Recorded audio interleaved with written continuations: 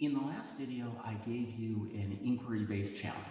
Given 2 points on the plane, think about all of the other points on the plane and which ones are closer to one of those points versus the other one.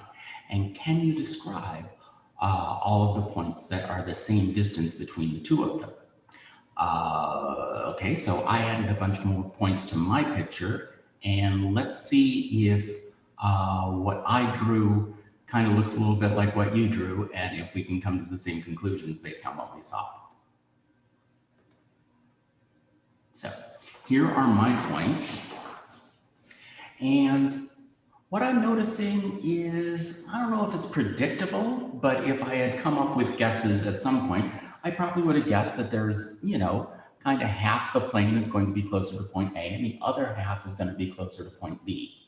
And those two are going to be kind of symmetric about each other. And that the boundary between the two of them, which is where the lines are, that should be a straight line. Okay, if it were something other than a straight line, then, it would curve somewhere and you'd have a point over here where you would say, wait a second, that's in A's territory. So it kind of makes sense that it's a straight line. And you see that what I did here is I kind of drew a straight line and to guess if I had the right straight line. And then I made some extra points and to test that hypothesis, so I tested like this point right here and tested this point right here and said, oh, that's closer to B. And so I went and tested a point like this, and this is what made me say, oh, it's the second line, isn't it? And I tested this point, and that's what helped me to verify that.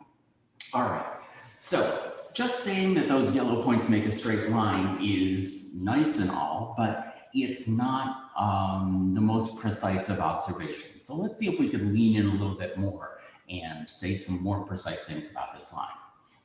The first thing I want to say is that this line segment is bisected by this line. All right, so I'm going to describe this yellow line as a bisector, which means that it goes through the midpoint of the line segment AB.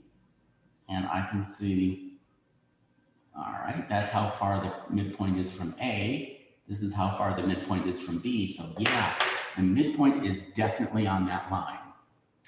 The other thing that I look at this is I wonder what these angles are like. It looks like, I can't really be sure. It could be anything. But, it could be 85 degrees. It could be 94 degrees. I really don't know. I don't want to get out a protractor and check because, there's lots of experimental error with the way I drew the points. And you can see probably even that second line that I drew isn't as precise as it could be. But you can see if I lay a corner of something right up against this, that, oh my gosh, that really does squeeze right into that line that I drew. So I'm going to guess that this is supposed to be, this yellow line is not only bisecting that line segment, but it's also perpendicular. All right, and once I've got those two words together, now I have precisely defined what that yellow line is.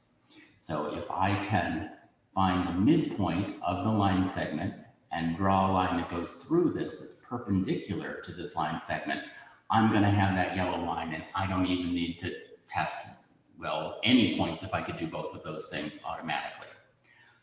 So this is a really important concept, that the perpendicular bisector of a line segment has the quality that every point on that perpendicular line sector, every one of these yellow points is the same distance from A as it is from B. All right, and the perpendicular bisector is a really handy thing to know about because it's going to be a tool that's going to let us bisect a line segment, and it's going to be a tool that lets us create a line that's perpendicular to a line. So being able to do both of those things is going to really help us out when we come to do our constructions. And knowing this fact that we investigated about it is going to give us some really positive tools for figuring out how to construct this using a compass and straight edge.